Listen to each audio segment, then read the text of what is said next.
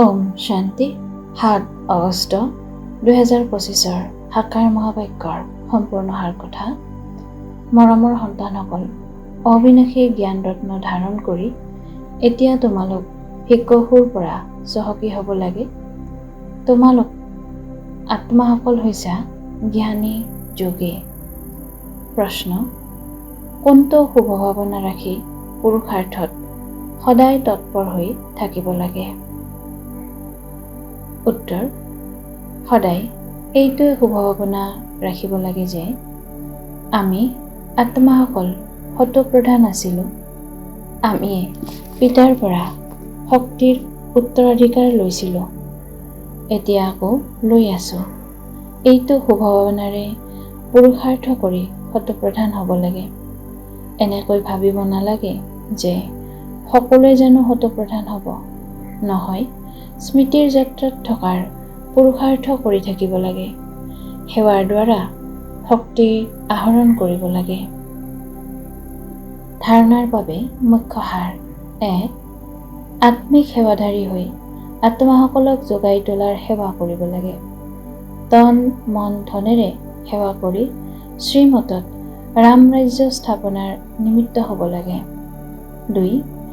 স্বদৰ্শন চক্ৰধাৰী হৈ চৌৰাশীৰ চক্ৰ বুদ্ধিত ঘূৰাব লাগে। একমাত্ৰ পিতাকহে স্মৰণ কৰিব লাগে। অন্য কোনো যাতে স্মৃতিও নাথাকে। কেতিয়াও কোনো কথাত বিতুষ্ট হৈ পঢ়া এৰিব নালাগে। বৰদান: সংগঠনত থাকি লক্ষ্য আৰু লক্ষণ সমান কৰি তোলোতা সদায় শক্তিশালী আত্মা হোৱা। বিস্তাৰ: সংগঠনত ইজনে সিজনক দেখি উৎসাহ উদ্দীপনাও জাগে, তেনেকৈ অমনোযোগিতাও আহে। ভাবে যে এও কৰে ময়ো কৰিলোঁ, তাতে কি হ'ল। সেইকাৰণে সংগঠনৰ পৰা শ্ৰেষ্ঠ হোৱাৰ সহযোগ লোৱা। প্ৰতিটো কৰ্ম কৰাৰ পূৰ্বে এইটো বিশেষ মনোযোগ বা লক্ষ্য ৰাখিব লাগে যে মই নিজক সম্পন্ন কৰি উদাহৰণ হ'ব লাগে। মই কৰি আনকো কৰাব লাগে। আকৌ বাৰে বাৰে এইটো লক্ষ্য জাগ্ৰত কৰা। লক্ষ্য আৰু লক্ষণ মিলাই চলা, তেতিয়া শক্তিশালী হৈ যাবা। শ্লোগান: অন্তিমত তীব্ৰ গতিৰে আগবাঢ়ি যাবলৈ সাধাৰণ আৰু ব্যৰ্থ সংকল্পত সময় নষ্ট নকৰিবা।